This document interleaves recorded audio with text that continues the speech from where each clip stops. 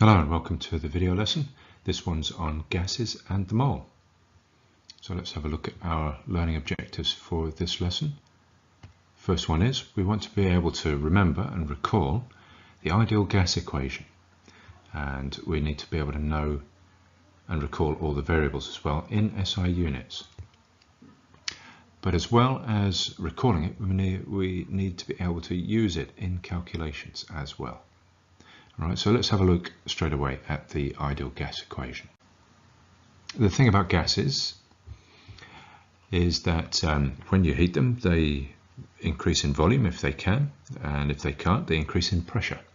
And the more of a gas you have, the more volume it wants to occupy, or the higher pressure it will be at if you've got this a restricted volume.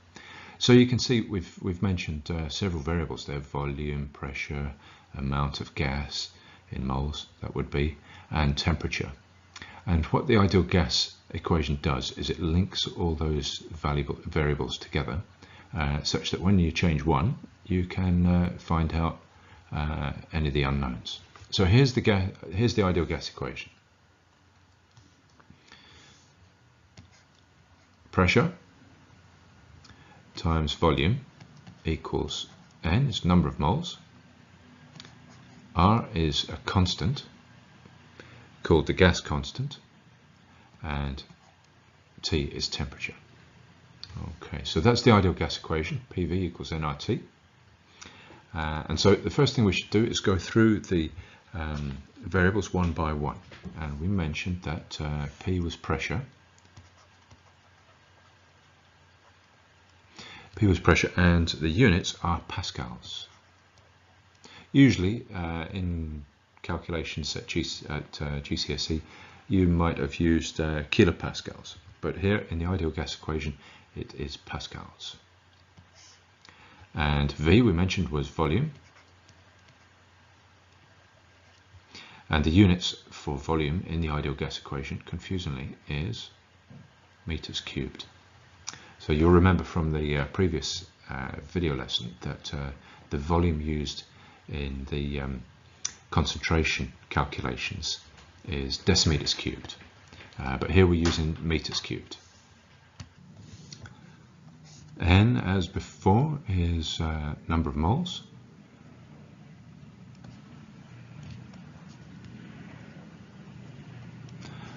And R is the gas constant,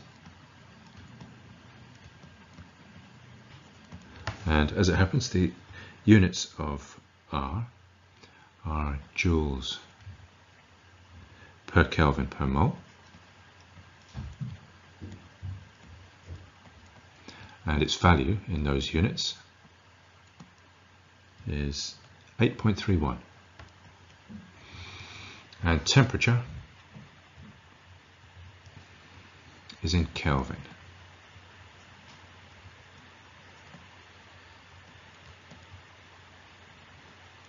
In Kelvin. When you write Kelvin, you don't put a little degrees sign, and that's Kelvin. And what you do if you want to convert from degrees C to Kelvin, you add 273, which is the freezing point of water in Kelvin. So you'll have to remember this equation. You have to learn it off by heart. PV equals nRT. Not so difficult, I don't think. But you could be asked for any one of those variables, and it's the usual story. What you would do is you would plug your known variables in to the equation and work out the unknown, whatever the question's asking you for. But often what happens, of course, is that you need to use one of the other equations, one of the ones that we've done previously, in order to work one of them out, such that you can feed it into this and then work out another unknown. Okay, but we'll get to that. We're going to do a few examples, and hopefully I will do enough examples to give you a full range of options. Okay, so here's a nice easy one to start with. How many moles are there in 0.0600 meters cubed of hydrogen gas at 283 Kelvin and 50,000 pascals. Okay, so I think the first thing I'd do is I would remind myself what the ideal gas equation is. PV equals nRT. So then what you can do is you can rearrange for what you need. So the question is asking you for how many moles, okay, which is N. Alright, so you're going to rearrange for N. And by algebra, what you're going to do is you're going to divide both sides by RT. So the RT on the right hand side disappears because RT over RT is 1. And so you're left with PV over RT equals N. Just switch it round and you've got PV over RT. So that's the rearrangement of your equation, and you might have got 2 marks already, one for remembering the ideal gas equation, one for the rearrangement. You would have got at least one anyway, 1 mark. Okay, so now it's just a question of putting the numbers into the equation. But at that time you would always check that you're using the correct units.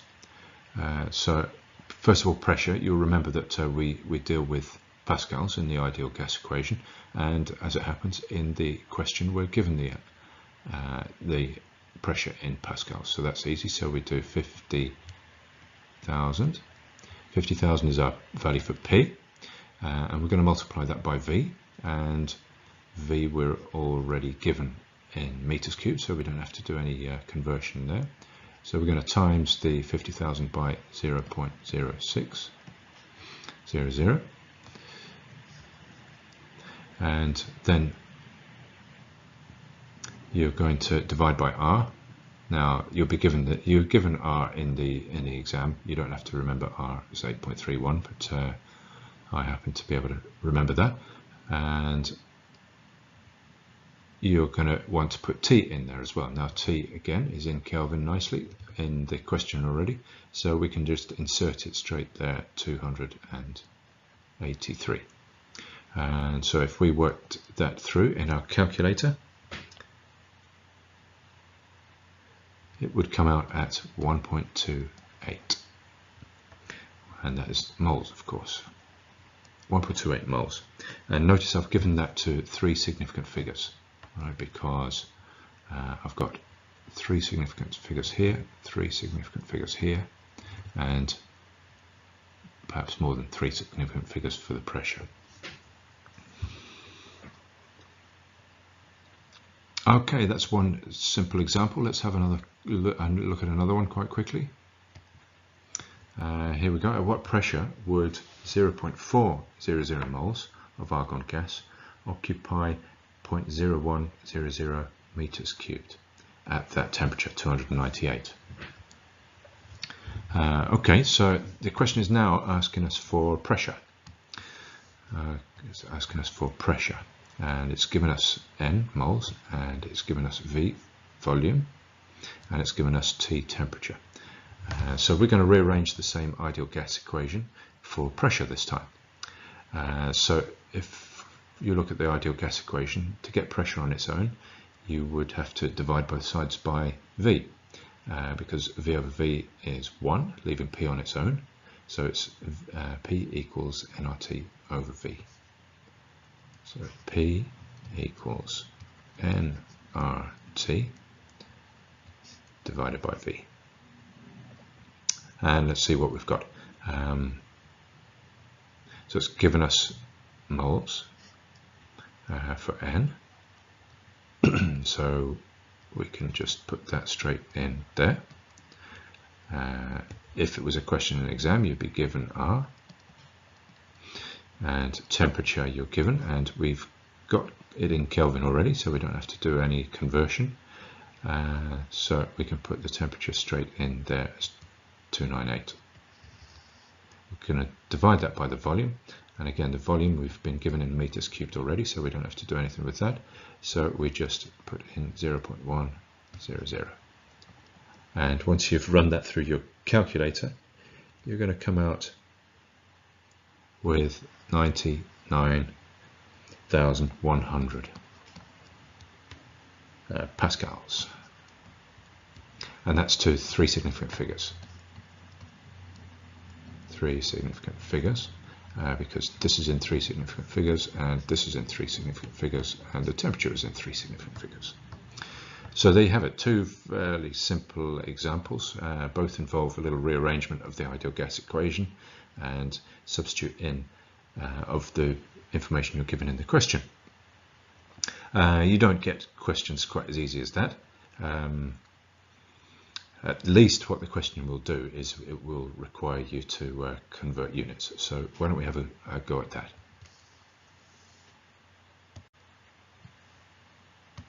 So here we have another question, this time asking us for the volume. So what volume does 2.00 moles of argon gas occupy at 27.0 degrees Celsius and 100 kilopascals? So notice this time that we have been given kilopascals instead of pascals, and degrees C instead of Kelvin. Moles are just moles. So let's just work through it and do those two conversions. So the ideal gas equation again, you'll remember by now, is PV equals nRT. But the question is asking for volume, so we're going to rearrange for volume. To get V on its own, we're going to divide both sides by P. So V equals nRT over P. And now we just substitute in the values, and as we do, we're going to convert the units. Okay, so moles is just moles, so easy enough to put our 2 in there for N. And our R is just 8.31, same as usual. But T we're going to have to convert. So we've got 27 degrees C. Let me just change colour to make this C. So degrees C to Kelvin, you add 273. So you add 273 because 1 Kelvin is the same, an increase in temperature of 1 Kelvin is exactly the same as an increase in temperature of degrees C. It's just that they start at different points. 0 degrees C, of course, is the freezing point of water, whereas 0 Kelvin is absolute zero. And the freezing point of water in Kelvin is 273. So all we have to do is add that 273. So 27 plus 2, so let me switch back to blue. So temperature is going to be your 27 plus your 273. That's going to be our temperature. So you'll know you wouldn't write this little arrow in your exam answer, but you can see that that is 300 Kelvin. So that's your top line, your numerator, and our pressure. Let's switch back to green. So kilopascals to pascals. Okay, so the kilo is just standard for 1,000. So just like if you were changing a kilogram to a gram, you would multiply by 1,000. Okay, so 100 kilopascals is equivalent to 100,000 pascals. You write over that in blue. There we are, and then all we do is we put those numbers into our calculator, and the answer is going to come out at 0.0499. And of course the unit would be meters cubed. Also, again, given to three significant figures, because we have this one at 3, in fact all three are at 3. So there we have a couple of conversions in another simple rearrangement question. We've got one more example to do. And again, this is a slightly more realistic question because it needs us to use two different equations. You've left behind the days when you can get away with using one equation to answer one question. You left those behind, those days were at GCSE. now we're going to have to use two different equations, as well as convert some units here. Right, so reading through the question, you've got, they give you a temperature at a temperature of 60 degrees C and a pressure of 250 kilopascals. A gas occupied a volume of 1,100 cm cubed, and it had a mass of 1.6 grams. So it wants you to calculate the relative molecular mass. So you can probably guess already what two equations we're going to use. We're going to use the ideal gas equation, obviously, from the first sentence of the question, and also the mass to relative molecular mass and moles equation as well. Okay, but first let's just notice the fact that we have a volume in cm cubed.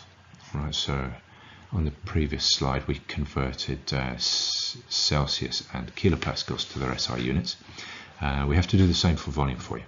Now in a previous lesson I think I drew some cubes, and I don't know, hopefully it was helpful. Let's do the same again, because what we're doing is we're converting cm cubes into meters cubed this time. And now necessarily I need to draw a little tiny cube here. So this is going to be 1 by 1 by 1, and that's to represent a centimeter cubed. Okay, so just as we did before, a decimeter cubed is going to be 10 by 10 by 10. Right, so that's going to be roughly something like this. And so let's say we get 1,000 of the small squares, that's the 1 centimeter cubed squares, into the, let's call this a medium-sized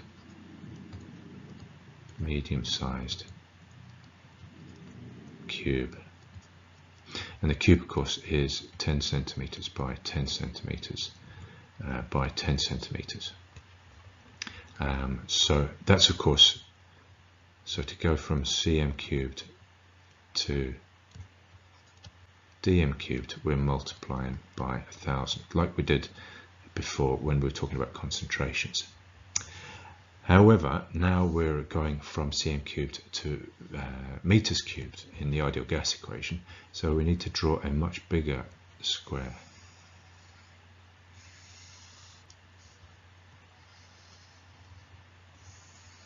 And this is not to scale, but hopefully you're going to get the idea.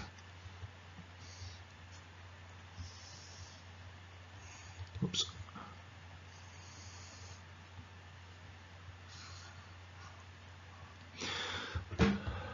Very wonky square, and I haven't got space on my page to make it realistic, but bear with me, and let's say that this is now 100 centimeters, and this is going to be 100 centimeters, and that's going to be 100 centimeters. So that means the green square,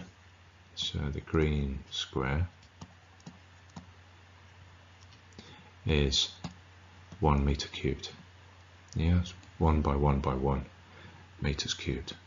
And so you can see that you're now going to get 1,000 of the medium, 1,000 of the medium cubes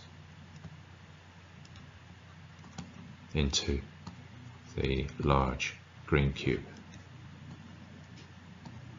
Yeah, so if you can get 1,000 of the medium cubes into one of the large green cubes, how many centimeters, 1 centimeter cubes, the small ones, how many of those are you going to fit into the large green ones? Well, you're going to get 1,000 times 1,000. Right, so let me write that as 10 to the 6. 1,000 times 1,000 of the small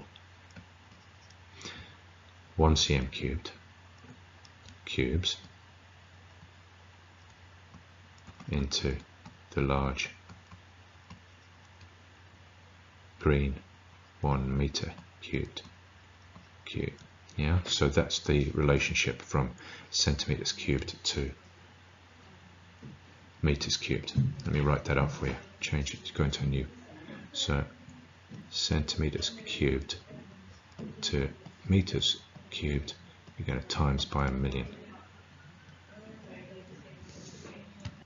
Sorry, of course that's a mistake. You're not going to times it. You're going to divide it by 1,000,000. You're going to the meters cubed one is the biggest one, so you can fit loads of small ones into the big one. So you're going to divide by 1,000,000.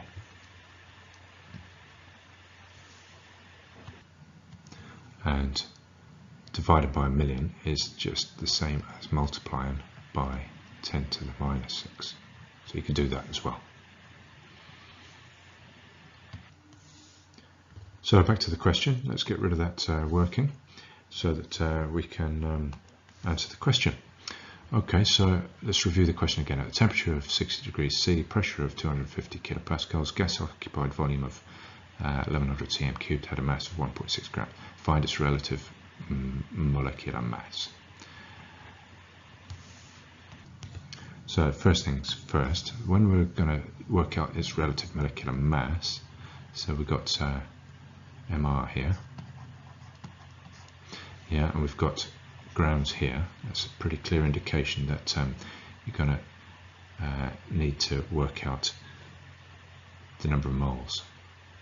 Okay, and you remember that the equation is moles equals grams or mass over MR. Okay, so that's what we want to do. We want to work out the number of moles. And if we have the grams and the moles, we've got the grams already from the question. If we have the moles, then we'll be able to work out MR by rearranging this equation. Alright, so the first thing to do is work out the number of moles. And for that we need to refer to the first part of the question. So the first part of the question, we're going to need to use the ideal gas equation. Alright, so let's write it down. So PV equals nRT is our ideal gas equation. And look, we've been given T. Put a little tick there. We've been given pressure. Put a little tick there. And we've been given volume. Put a tick there. And R we know, 8.31. So N is the only one that we don't know, and also it's the bit of information that we need. So why don't we rearrange this equation to find N? Okay, so in order to get N on its own, you just divide both sides by RT. So that would leave you N equal PV over RT. Substituting in the values whilst converting them into the correct units, P, we're given as 250 kilopascals, so that's 250,000 times 10 to the 3 pascals, and volume, we're given 1100 cm cubed times 10 to the minus 6 meters cubed, so that's volume, and R is the same as usual, and T, we've been given it in degrees C. Right, so that's going to be 60 plus 273, which is 333, I think. Okay, so you're going to feed that all in to your calculator, and it's going to come out at, again, we want 3 significant figures. So to 3 significant figures, we're going to have 0.994 moles. Okay, so there's the first part of our answer. So now, if you look at it, the question is asking you for MR, relative molecular mass, and now we have the moles and we have the grams. All right, so we can go back to our red equation here. Okay, and we can rearrange that for MR. Right, so yeah, so rearranging that equation, we would get MR equals mass over moles.